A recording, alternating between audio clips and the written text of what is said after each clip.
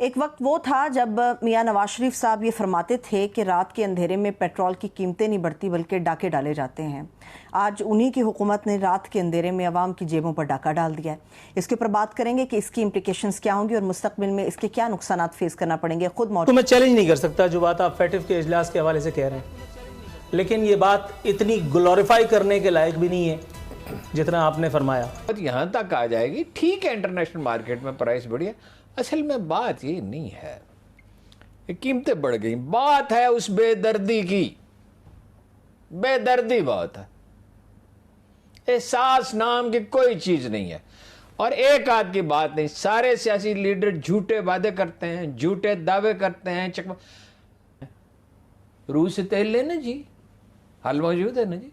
नहीं मौजूद। अमेरिका क्यों नहीं मौजूद है? इंडिया खरीद भी रहा है, खरीद के आगे भी बेच रहा। एहसन इकबाल साहब कह रहे हैं कि आलमी पाबंदियां तो एक तरफ, हमारे पास रिफाइनरीज मौजूद नहीं है, तेल खरीद के क्या करें? रिफाइनरीज अपना दुनिया भर में मौजूद है, उनसे रिफाइन करा लें हमारे पास। अच्छा, जितनी रिफाइनरीज हैं, जितनी है उतने तो खरीद लें। कतई FATF की ग्रे लिस्ट से अभी ये बाहर नहीं आए हैं, बिल्कुल बाहर नहीं आए हैं। अभी सिर्फ इनको एक आश्वासन मिला है, अक्टूबर में इनके यहाँ पे टीम आएगी, FATF की बाकायदा देखेगी, जांचेगी, ठोक बजा के इनको चेक करेगी कि ये उस लायक हुए भी हैं कि नहीं, तब ये कहीं जा करके शायद बाहर आ जाएं। लेकिन पूरे पाकिस्तान में जो है वो ढोल नगाड़े मंजरे जश्न मनाया जा रहा है कि भाई हमने तो जो है वो हिंदुस्तान को प्लान फेल कर दिया। हिंदुस्तान जो है वो लॉबिंग करता रह गया। लेकिन यहाँ पे बहुत बड़ी बात यह है कि अगर इसको इमरान खान के पॉइंट ऑफ व्यू से देखा जाए तो अच्छा है, अगर उस पॉइंट ऑफ व्यू से देखें तो हाँ भाई, इसी बहाने कहीं ना कहीं इमरान खान की पॉपुलैरिटी बढ़ रही है और इमरान खान जल्दी पावर में आ सकता है। FATF से निकलेगा नहीं निकलेगा बहुत बात की बात है। बहरहाल पूरी चीज़ क्या है उधर हम चलते हैं। तो मैं चैलेंज नहीं कर सकता जो बात आप फैटिफ के इजलास के हवाले से कह रहे हैं, लेकिन ये बात इतनी ग्लोरीफाई करने के लायक भी नहीं है जितना आपने फरमाया। इस पे सरबसजूद होकर के और हमें आगे की तरफ देखना होगा, मेरा भी यही मानना है। बहुत सारे मामलात हैं। आज आप बैंक में 5 लाख रुपए लेकर के जाइए, बताइए कि ये आप ही के अकाउंट में आप 5 लाख रुपए जमा करवा रहे हैं। आपको 2-4 लोग घेर लेंगे और आपसे आपकी इंक्वायरी शुरू हो जाएगी कि आप कौन हैं, ये 5 लाख रुपए आप कहाँ से लेकर के आए। ये जिस शख्सियत, जिस करिश्माती और जिस मोजज़ाती शख्सियत के कारनामों की वजह से हमें ये मनहूस दिन देखने पड़ रहे हैं, वो शख्सियत आज भी इस मुल्क की नहीं, इस रियासत की एक अहम तरीन हस्ती की हैसियत से रियासत पाकिस्तान के ख़जानों से पेंशन पा रही है। ये राना सनाउल्लाह को छोड़ो, उसके ड्राइवर, उसके माली का कुछ करने की पोजीशन में है? कभी थे, कभी होंगे। अभी इस वक्त थोड़ी देर पहले मैं एक बयान पढ़ रहा था कि कराची में पीपल्स पार्टी को 5000 वोट मिले हैं और इस क्रेडिट पर, इस सूरत-ए-हाल पर पीपल्स पार्टी को कराची कभी भी सूट नहीं करता कि वो यहाँ पे इन्वेस्टमेंट करे। जहाँ मेरे घर के पास रिफाइनरी थी। अच्छा, हाँ, रिफाइनरीज तो है, जितनी है उतनी तो खरीद लेना। ये करने का आज क्या हाल था सड़कों का? आज 50% से भी ज्यादा कहूंगी कम थी ट्रैफिक, गाड़ियां सड़क पे नजर नहीं आ रही थी। तो सडनली आपका मतलब ये तमाशा है? नहीं, कोई चाहिए ना, कोरोना का मेला कुछ ना कुछ तो होना चाहिए ना। और लोग गुस्से में भी हैं, लोग नाराज भी हैं। गुस्से में तो लोग चाहते हैं ये हुकूमत चली जाए, कि ये हुकूमत जो है ये की हुकूमत हुई, 2 उस पार्टी के, 2 उस पार्टी के, 2 उस पार्टी के, 2 उस पार्टी के, हैं जी, और 4 उस पार्टी के, 8 उस पार्टी के। वो पिछले दिनों NP वालों का बयान था, अगर इन्होंने ठीक कारकर्दगी हम 3 महीने में अलग हो जाएंगे। आप शामिल हो तो क्या, तो आप अलग हो तो क्या। चौधरी परवेज इलाही साहब को बजट का ऐलान करना था तो वो गलती से उन्होंने मुझे बुला लिया। मुझे तो कोई चीफ मिनिस्टर या प्राइम मिनिस्टर बुलाता नहीं है बजट इजलास में, बुला लिया। मैंने ड्राइवर से पूछा क्या हाल है, वफाकी बजट आ चुका था, सूबे का आना था। अच्छा, उसने कहा चटनी से रोटी खाते हैं, अब अंदेशा है चटनी भी छूट जाएगी। चुनाचे मैं और भी लोगों से पूछा, ले उस पर कॉलम लिख दिया। 1% बचत कोई थोड़ी बजट होती है। 20 बिलियन में से $2 बिलियन अगर बच गए, ये मामूली बचत नहीं, है? बहुत ज्यादा बचत है कि इसका फायदा होगा। जिसकी वजह से ये पूरा मसला खड़ा हो गया है हारून साहब, वो मुआहिदा जिसपे आप बिलावल साहब के ऊपर तनकीद कर रहे हैं, वो कहते हैं कि ये IMF के साथ एग्रीमेंट इमरान खान साहब ने किया। शहबाज शरीफ साहब कहते हैं मैं आवाम के सामने ले आऊंगा, ये लाएं डॉक्यूमेंट्स, लाएं, पब्लिक कर दूंगा। लाएं डॉक्यूमेंट्स लाएं, हम मान लेंगे, लाएं ना, लाऊंगा। ये हमें जल्लद में सिखाया जाता, गा कोई चीज नहीं होती, घी कोई चीज नहीं होती, Yes or no? ये हो जाएगा। हाँ। नहीं, वो दिखाए इधर। हाँ, 7 करोड़ की तरदीद नहीं अभी तक आई हारून साहब। ठीक है, आएगी नहीं, आनी होती तो अब तक आ चुकी होती।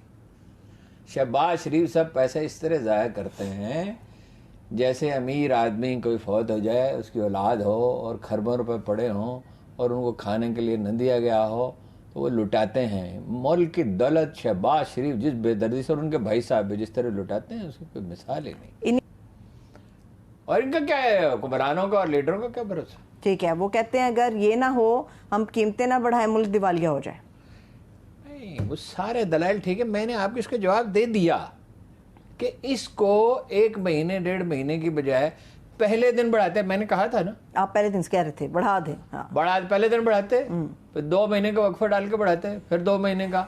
उन्होंने फंड्स एलोकेट किए हुए थे, कहीं से न कहीं से निकाल रहे। बेनजीर इनकम सपोर्ट प्रोग्राम के लिए इन्होंने पैसे बढ़ा दिए, तादाद भी बढ़ाएंगे। मैंने कहा है कि बढ़ाते, अब मैं कितनी दफा ये दोहराऊं, बतदरीज बढ़ाते। ठीक है, चलिए एक और अल्टरनेटिव देते, कोई लोगों को ट्रैफिक की सहूलत देते, यानी कुछ तो आसानी पैदा करता है। वो कहते 2000 रुपए देंगे, वो 2000 रुपए आप देंगे किसको? आपके पास वो मैकेनिज्म और सिस्टम ही नहीं है जिसमें जनून आदमी को पैसे मिले। उसमें तनकीद बड़ी हो रही, 2000 से होगा क्या हारून साहब? तनकीद भी अलग बहस है ना। 2000 जनून आदमी को मिलेंगे नहीं।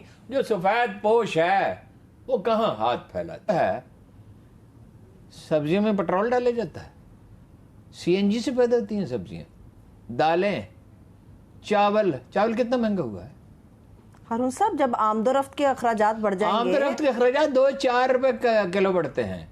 आमदोरफ्त के अखराजात एक ट्रक में 300 मन वजन लादा जाता है, तो 5 रुपए, 7 रुपए, 10 रुपए, 2 गुना हो गया चावल तकरीबन।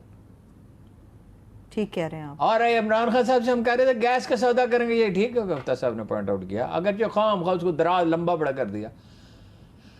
उनसे हम कहते रहे निकालें आप किसी वक्त वो क्लिप सारे के, गैस का सौदा कर लें, पेट्रोल का कर लें, इस वक्त सस्ता है। जब कोरोना था नहीं किया ना उन्होंने, वो एडवाइजर उन्होंने बाद में निकाले जब वो खराबी पैदा करे। वो थे ही ऑयल इंडस्ट्री के लोग, अभी ऑयल इंडस्ट्री वाले कह रहे हैं 6% कमीशन दे। सुभान अल्लाह, मुल्क सारा जो है पहले ही यानी इतनी कीमत है, अब उस पे 2-3% है तो 6% करें, आके अरबपति जो है वो खरबपति हो, खरबपति उससे भी आगे जाएं। जो गरीब है वो जमीन के अंदर चला जाए, खाने के लिए रोटी नहीं है, वो जमीन के अंदर जाएगा। मैं एक दफा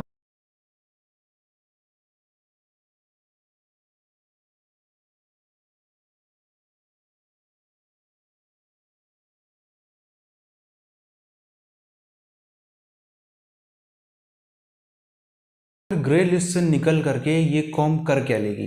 इनके पास में दुनिया को देने क्या? 70 साल में आप देखो, बीच में अगर हम मोटा मोटी देखें तो लगभग 60-62 साल तो ये FATF की ग्रे लिस्ट से बाहर ही, लगभग थोड़ा 1-2 साल ज़्यादा ही रहे होंगे।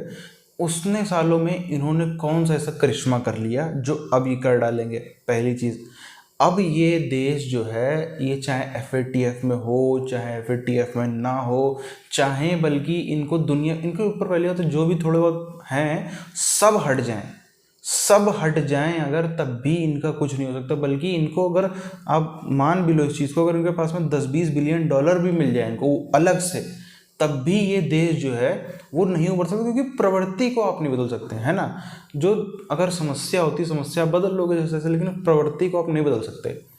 1% से कम की जो एलीट है वो सब खा गई। आपको पता है कि जो CPEC के अगल बगल में, जो CPEC वाला बना भी नहीं है, जो CPEC ना बना है ना पता नहीं कौन सी बीरबल खिचड़ी हो रखी, कब बनेगा, उसके किनारे किनारे पे पूरा जो है पाकिस्तानी फौज ने प्लॉट बेच डाले और उन जाहिल पाकिस्तानियों ने खरीद भी डाले। जबकि ये बहुत समय से, लंबे समय से चल रहा था कि चाइना जो है उसमें डिस्टर्बेंस नहीं चाहता है। चाइना जो है बल्कि इनके पाकिस्तानी भी ट्रक भी उस पर नहीं चलने देगा। चाइना अपने लिए बना रहा है, सिर्फ उस पर चाइनीज़ ट्रक चलेंगे, सिर्फ उस पर चाइनीज़ गाड़ियाँ चलेंगी, पूरा बाकायदा पैक्ड रहेगा कि कोई कहीं से आतंकवादी है, कहीं कोई इस तरीके, क्योंकि बलूचिस्तान से KPK से निकल रहा है, KPK से नहीं, बलूचिस्तान के बड़े इलाके से निकल रहा है, तो वो कोई ऐसी एक्टिविटी भी नहीं चाहिए कि भाई हो, तो इसलिए पूरा पैक बनाएंगे। अब उसमें भी इन जाहिल पाकिस्तानियों ने पूरी प्रॉपर्टी खरीद डाली और करोड़ों रुपए का फ़ायदा इनकी फ़ौज को हो गया। तो अब ये इनके पास सबसे पहली बात तो डॉलर नहीं, इनके पास में 10-12 दिन का, तकरीबन 15 दिन का मैक्सिमम मान लेते हैं। इनके खुद के ही आंकड़े हैं, इसमें कोई हमारा वो नहीं है, खुद के इनके आंकड़े कहते हैं कि अब मैक्स टू मैक्स 15 दिन का इनके पास में खर्चा बचे। तभी आप देखो किसी दिन कहेंगे कि हम नैपकिन नहीं मंगा रहे, किस दिन कहेंगे हम चाय नहीं मंगा रहे, किस दिन कह देंगे कि भाई हम अब जो है वो आटा मंगाने की भी स्थिति में भी नहीं है। इनके देश में भी आप देखो आटा जितनी फैक्ट्री सब में स्ट्राइक लगी हुई हैं, तो इनका आखिरकार में होगा क्या?